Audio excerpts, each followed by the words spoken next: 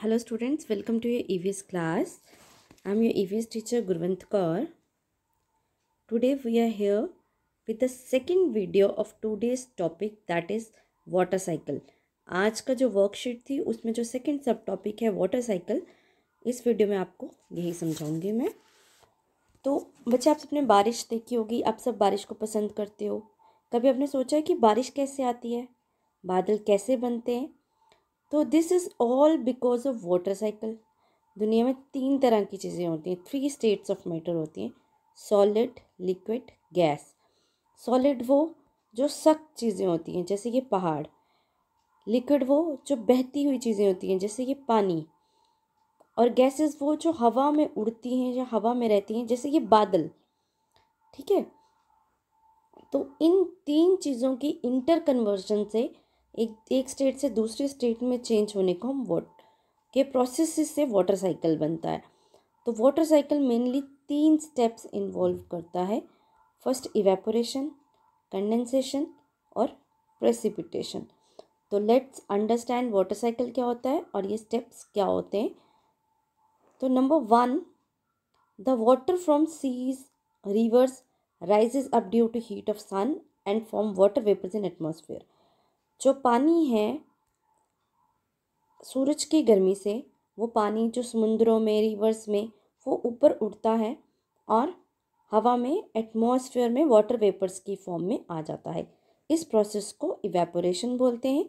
ये नीचे देखिए, लिक्विड स्टेट में है वाटर। जब ये इवेपोरेट होगा तो ये चेंज हो जाएगा गैसियस स्टेट में। और ये इवेपोरेशन कौन कॉज करता है? सन। जितना भी पानी जो ओशन, सीज, रिवर्स में होता है उसमें 90% ऑफ मॉइस्चर एटमॉस्फेयर को मिलता है इवेपोरेशन से। हीट फ्रॉम सन वो एब्जॉर्ब करती है इस वाटर को इन वाटर बॉडी से, और यही फर्स्ट स्टेप है वाटर साइकिल का, इवेपोरेशन। समझने के लिए आप ऐसा भी कर सकते हैं कि अगर आप एक गिलास पानी को एक पतीली में डाल के बॉईल करने के लिए रखें, थोड़ी देर बाद आप देखेंगे धुआं ऊपर उड़ रहा है, तो वो जो धुआं जो है वो क्या है, इवेपोरेट होके वो पानी जो है वो इवेपोरेट होके गैसेस फॉर्म में, लिक्विड फॉर्म से गैसेस फॉर्म में चेंज हो रहा है। ठीक है, उसके बाद नंबर सेकंड स्टेप आता है। यही वाटर वेपर राइज करते हैं ऊपर, और ऊपर जाकर ये इकट्ठे हो जाते हैं बाकी गैसेस और डस्ट पार्टिकल्स के साथ और फॉर्म करते हैं क्लाउड। ठीक है, और इस प्रोसेस को हम बोलते हैं कंडेंसेशन।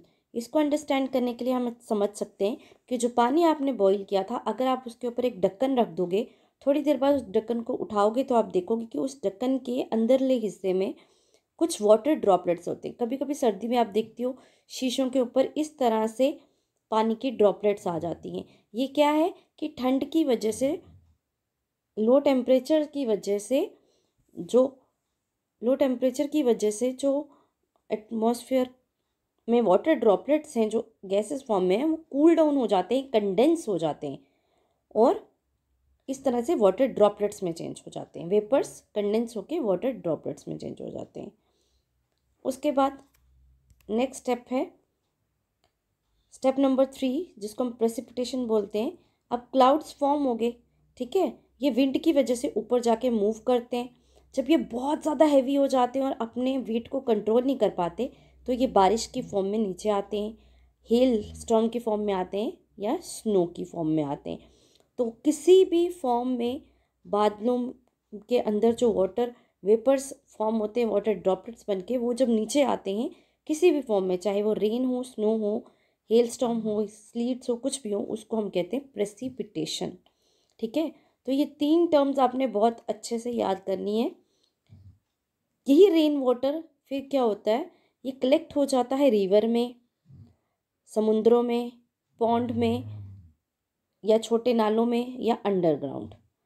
ठीक है, तो ये जो 3 स्टेप फॉर्म हुए हैं, यही 3 स्टेप यानी इवेपोरेशन,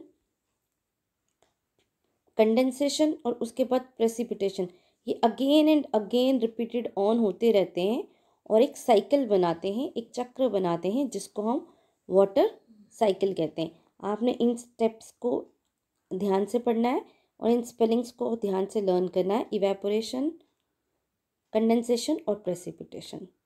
और ये पूरा प्रोसेस है वाटर साइकिल। इस डायग्राम को ड्रॉ करिएगा अपनी नोटबुक पे। बहुत इजी है, ये शो कर रही है पूरा सिस्टम।